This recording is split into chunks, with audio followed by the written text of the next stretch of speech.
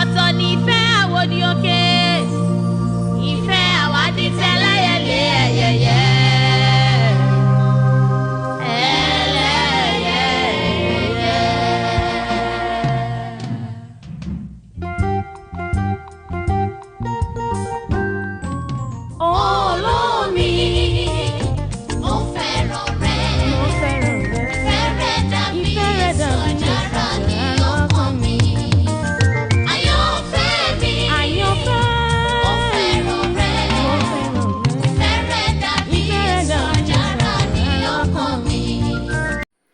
Vous êtes sur l'émission Edidi Ife.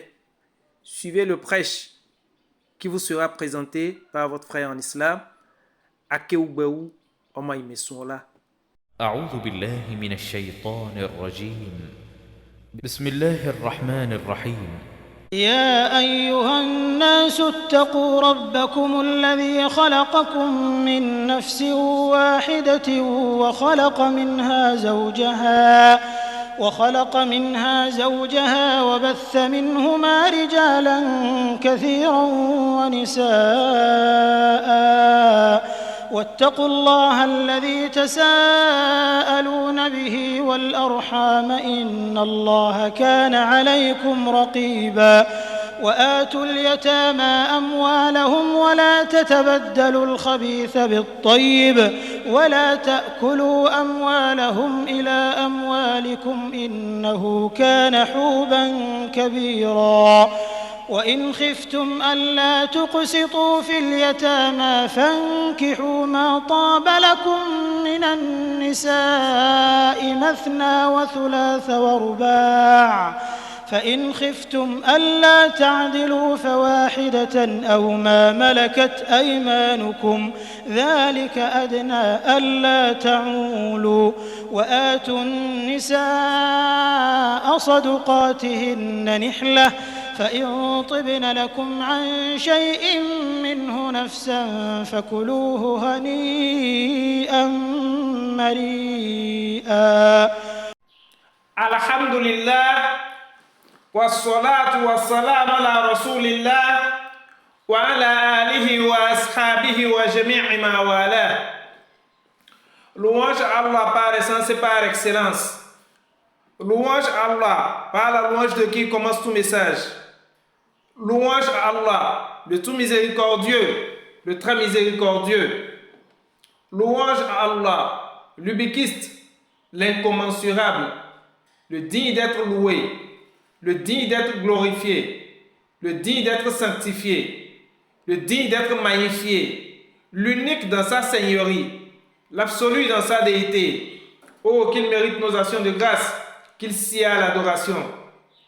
Maître et seul objet de notre vénération, maître de l'autorité absolue, Seigneur des mondes, que la paix et la bénédiction absolue et parfaite d'Allah soient sur le meilleur des créatures, l'élu, le maître de la prophétie et du message, le valeureux chef musulman Mohammed, sur ses compagnons et sur tous ceux qui emboîteront leur pas jusqu'au jour du jugement dernier.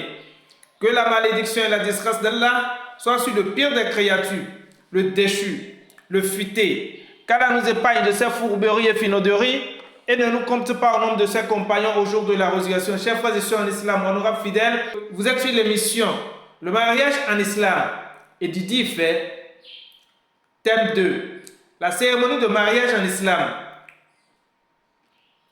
11e partie. Comment entretenir l'amour dans le mariage selon l'islam et les psychologues. Suite et fin. L'entretien de l'amour à travers les rapports sexuels.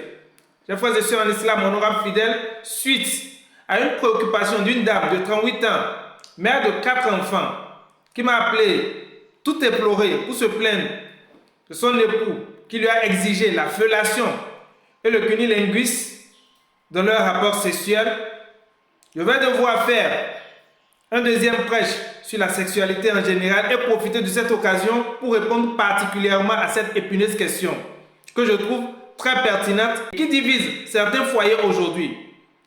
La question de la dame est celle-ci, je cite. S'il vous plaît, monsieur, pourrais-je accepter que mon mari me fasse le cunnilingus et lui faire la fellation en retour? Est-il permis en islam? Depuis que je le lui ai refusé, il ne me touche plus. Il rentre tard à la maison. Cela fait pratiquement plus de 6 ans qu'on a eu des relations sexuelles ensemble, juste à cause de ça. Alors que ça ne faisait pas partie de nos habitudes sexuelles depuis 18 ans de vie commune. Fin de citation. Je profite donc pour en parler sur cette émission et sauver certains foyers. Le programme d'aujourd'hui s'étend donc sur 7 différents points, pas des moindres, qui vont éclairer la lanterne des uns et des autres et lever un point de voile sur ce sujet tabou. Premier point, l'insatisfaction sexuelle due à la malpropreté de la femme. L'homme sera bien obligé de faire une éjaculation précoce ou de ne pas satisfaire sexuellement sa femme exprès s'il a affaire à une femme qui ne sait pas faire ses toilettes intimes et qui n'accepte pas non plus des reproches. Souffre que je sois sincère et direct avec vous. La malpropreté de certaines femmes oblige d'autres hommes à ne pas pouvoir les satisfaire sexuellement malgré toute leur bonne volonté et à le fuir complètement au lit. Une femme qui ne se brosse pas avant de se coucher. Une femme qui ne se lave pas avant de se coucher et dort à côté de son mari avec le pagne ou la robe qu'elle a mis pour faire la cuisine ou dans lequel son petit de 8 mois a déféqué. Une femme qui ne se rase pas fréquemment. Une femme qui est tout simplement crottée et très sale. Chers frères et sœurs en islam, écoutez, on peut être pauvre mais très propre. Deuxième point essentiel, l'insatisfaction sexuelle normale de la femme. Excusez la redondance. Si la femme n'est pas satisfaite après les rapports sexuels, elle a le droit de le dire à son mari afin que dorénavant, il prenne toutes les dispositions nécessaires pour que cela ne se répète plus. Mais poliment, bien sûr. Parfois, la mauvaise éducation sexuelle pousse aussi les femmes à une insatisfaction sexuelle ou alors d'autres sont déjà habitués à coucher avec 2 ou 3 hommes à la fois. Voilà les cas bien pires qui empêchent certaines femmes de rester au foyer. Cependant, il faut reconnaître que le manque d'activité sportive ou la consommation à outrance de certains produits aphrodisiaques affaiblit la virilité de d'autres hommes.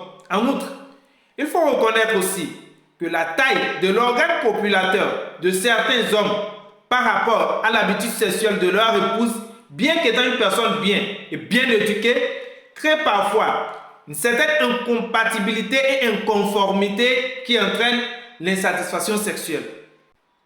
Chers frères et sœurs en islam, honorables fidèles, peuvent être cause de divorce, toutes choses qui rendent difficile, voire impossible, la continuité de la vie conjugale. Et bien entendu, les problèmes liés à la sexualité en font partie. D'ailleurs, il est déjà arrivé qu'une femme ait demandé le divorce car son conjoint ne parvenait pas à lui apporter la jouissance sexuelle dont elle avait besoin. Selon elle, il avait un micro-verge. Et notre maître, le prophète Muhammad, sallallahu alayhi wa sallam, accepta sa demande, comme le rapporte At-Tirmidhi. De ce fait, les 4 écoles juridiques s'accordent à considérer comme recevable l'argument de la jouissance sexuelle dans une demande de divorce, qu'elle émane de l'un ou l'autre des partenaires. Toutefois, ils s'accordent sur le fait de préconiser la patience voire l'endurance, car, comme le dit notre Seigneur, nous avons fait de certains d'entre vous une source d'épreuve pour les autres. Sauriez-vous être endurant? Coran 25, verset 20. Chers frères et sœurs en islam, honorables fidèles, troisième point, la nymphomanie et la satyriasis. La nymphomanie apparaît comme une exagération du désir sexuel chez la femme. C'est aussi une exacerbation pathologique des besoins sexuels chez la femme en raison des causes physiques et psychiques et se traduisant par un comportement déréglé. La satyriasis est une exagération morbide des désirs sexuels chez l'homme. Mais en revanche, il faut noter qu'elle est différente du priapisme qui est une érection anormale, prolongée et douloureuse, non accompagnée de désir ou d'excitation sexuelle. Cette dernière est plus fréquente chez les garçons de 5 à 10 ans et chez les hommes âgés de 20 à 50 ans. Tous ces cas précités sont bel et bien des maladies qui doivent être traitées à travers la psychothérapie auprès des professionnels, sexologues ou psychologues. Quatrième point, la durée moyenne d'un rapport sexuel selon les sexologues. Il n'y a pas une durée standard pour les relations sexuelles, chers frères et sœurs en islam. La durée d'une relation sexuelle varie d'un couple à un autre, selon l'âge, les activités quotidiennes des partenaires et selon leurs activités sportives, etc. Cependant, selon une enquête réalisée en 2005 par Journal of Sexual Medicine, les résultats ont donné ce qui suit. Éjaculation précoce, 1 à 2 minutes. Éjaculation normale, 5 à 6 minutes. Et pour des couples performants, 10 à 13 minutes, selon d'autres. Chers frères et sœurs en islam, honorables fidèles, 5. La masturbation en islam. Il faut faire la distinction entre l'apaisement du désir sexuel et son excitation. En effet, la masturbation est interdite par la charia, selon la majorité des savants, à moins qu'on ne redoute de tomber dans la fornication ou d'affecter la santé ou la foi. L'autorisation accordée dans ces cas s'intègre dans la règle juridique selon laquelle, entre deux mots, il faut choisir le moindre. Il est à noter que certains savants autorisent le recours à la masturbation pour calmer son désir inévitable et l'interdisent si l'on cherche à stimuler son désir sans nécessité. Pour sa part, Abu Hanifa précise que la masturbation non provoquée par l'épouse est interdite, sauf pour une raison valable. Dans une autre version, Abu Hanifa dit: si le fidèle veut calmer son désir sexuel, il ne doit le faire que pour une raison valable. C'est ce qu'on indique dans le fatwa. L'auteur veut dire par le désir celui qui obsède le fidèle qui n'a ni épouse ni esclave, ou bien qui en a une, mais il a du mal à s'unir avec elle pour une cause quelconque. C'est ce qu'on indique dans l'ouvrage As-Siraj Al-Wahhaj. Allah subhanahu wa ta'ala nous dit dans le glorieux Coran, et qui préservent leur sexe de tout rapport, si ce n'est qu'avec leurs épouses et leurs esclaves qu'ils possèdent, car là vraiment on ne peut les blâmer. Sourate 23 verset 5, Sourate 23 verset 6. D'après ce verset, un musulman doit maintenir son sexe, sauf dans le cadre d'égal. Ce verset est une preuve que la masturbation en islam est interdite. Un acte sexuel n'est donc autorisé que dans les deux cas suivants. Dans le cadre du mariage, permanent ou temporaire. Dans le cadre de l'esclavage, qui n'existe plus à notre époque. À part ces deux cas, il n'est pas autorisé de faire ce qui cause l'éjaculation. Chers frères et sœurs en islam, honorables fidèles, l'usage du phallus, c'est-à-dire le zizi artificiel acheté à la pharmacie par les femmes, est donc interdit, sauf en cas d'une excitation troublante pour éviter la fornication ou l'adultère.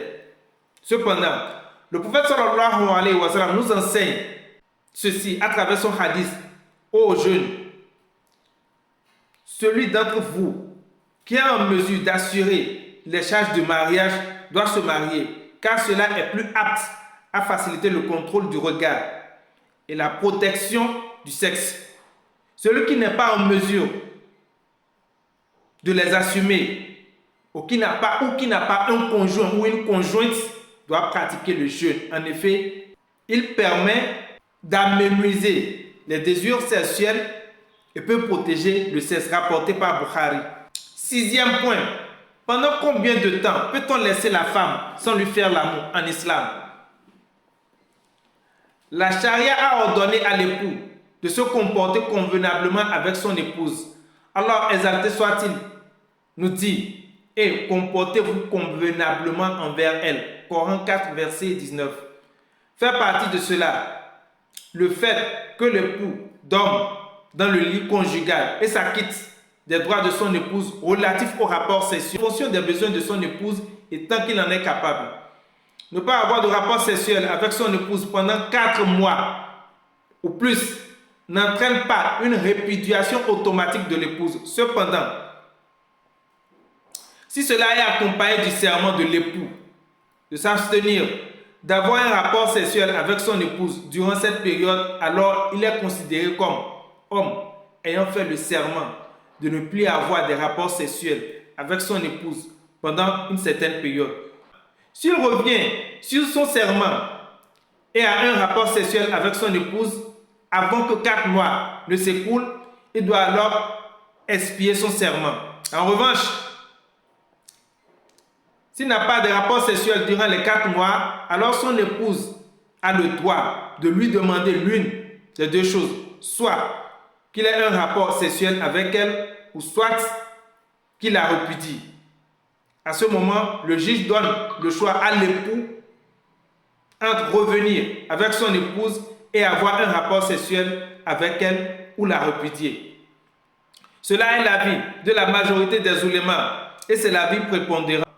Cependant, certains jurisconsultes sont d'avis que la femme est répudiée une fois la durée écoulée. Si l'homme a fait le serment de ne pas avoir de rapport avec son épouse et qu'il n'est pas revenu sur son serment. 7e point, statut juridique du sexe oral en islam, la fellation et le cunnilingus. Le cunnilingus est une pratique sexuelle, caresse buccale des parties génitales féminines, alors que la fellation est une stimulation sexuelle de l'homme qui vise à l'exciter et le faire jouir en suçant et léchant sa partie intime de manière constante et sensuelle. Les oulémas ont des points de vue divergents concernant cet acte. Les oulémas, c'est-à-dire les érudits islamiques appartenant à l'école hanbalite et quelques-uns appartenant à l'école malikite, 2 écoles concurrentes au sein de l'islam sunnite, voient que c'est un acte permis.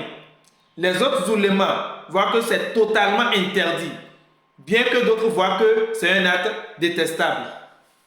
Chers frères et sœurs en islam, honorables fidèles, la presse sénégalaise a tout récemment répercuté en long et en large les propos d'un imam du pays affirmant que la fellation est autorisée en islam.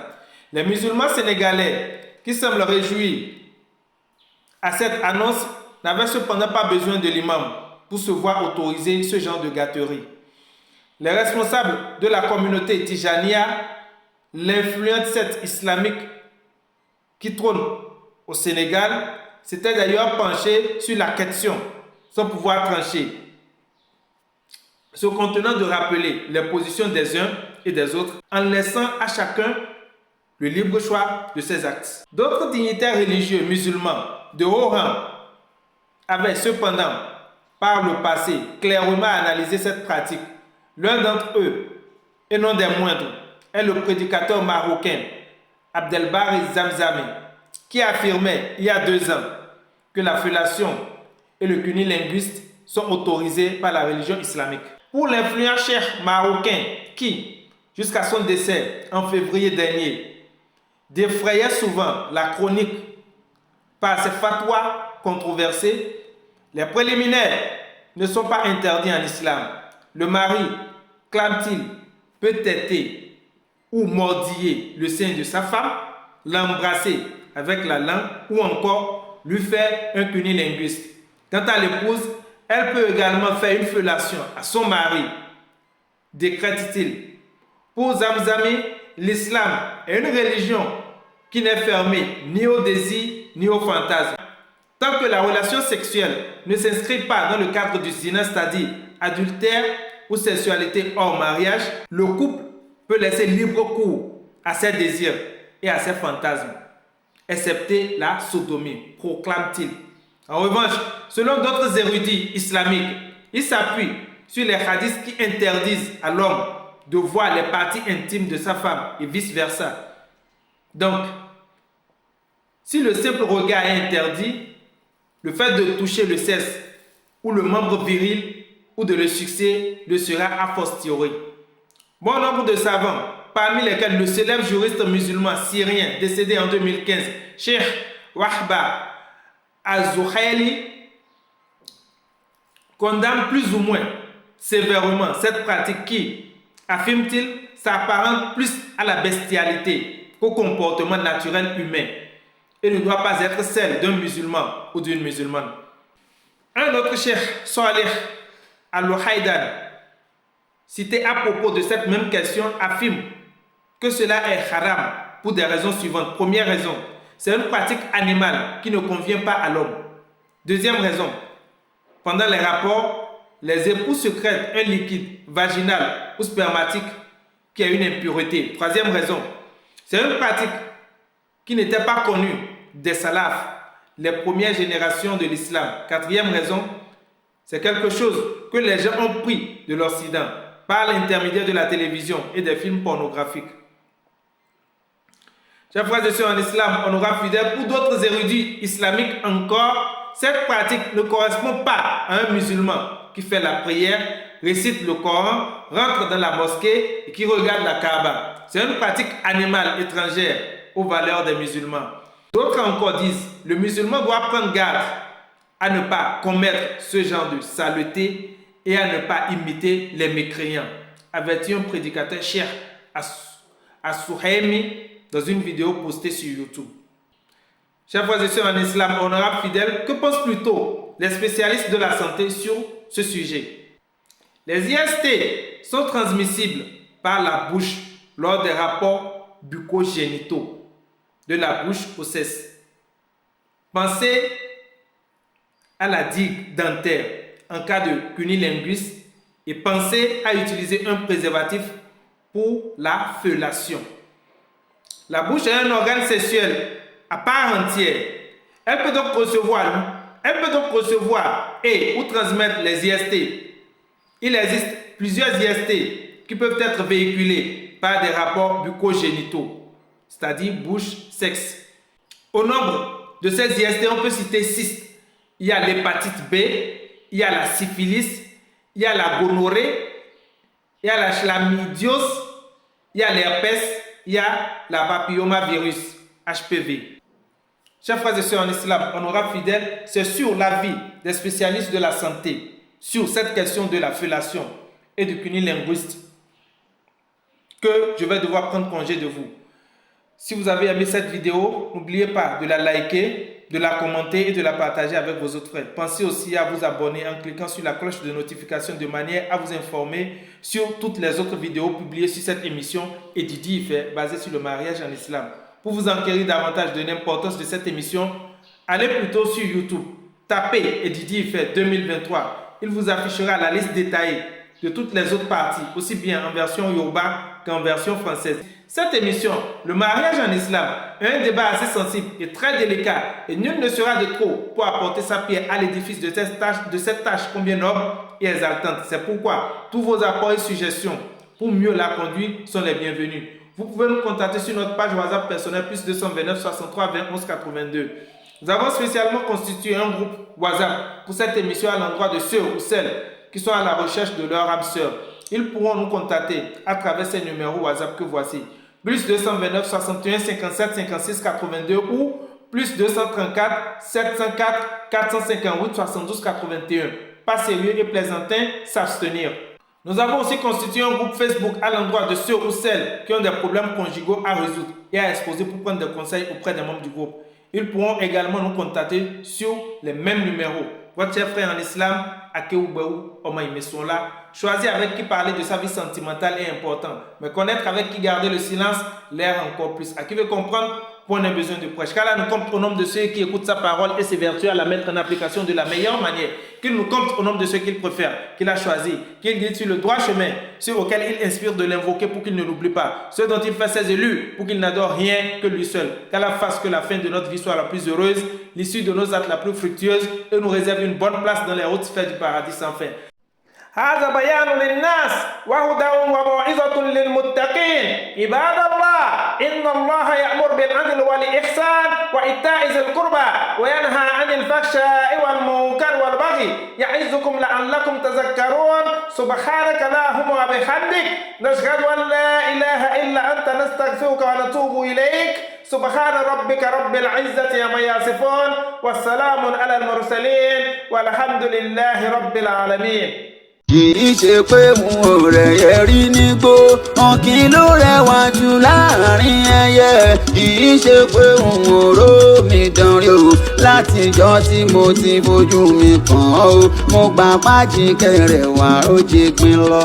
oríṣiríṣi igi níbẹ̀ lóko ká tó figi ọmọ gbẹ̀gbẹ̀dù oríṣi ọkùnrin níbẹ̀ níta mo ti rí kúkúrú mo ti rí gíga àmọ́ lọ́kàn mi ṣọ̀wọ́n lóde. bó ṣe ń ṣe mí gan kò tiẹ̀ yé mi o ìfẹ́ rẹ ló ń gbé mi di ìjì ó ń fẹ́ bí afẹ́fẹ́ ò ti fẹ́ dọ́kàn mi fi ń bá bẹ̀ nígbò máa súré wálé tó rájì kẹ́lẹ́ tù sí mo.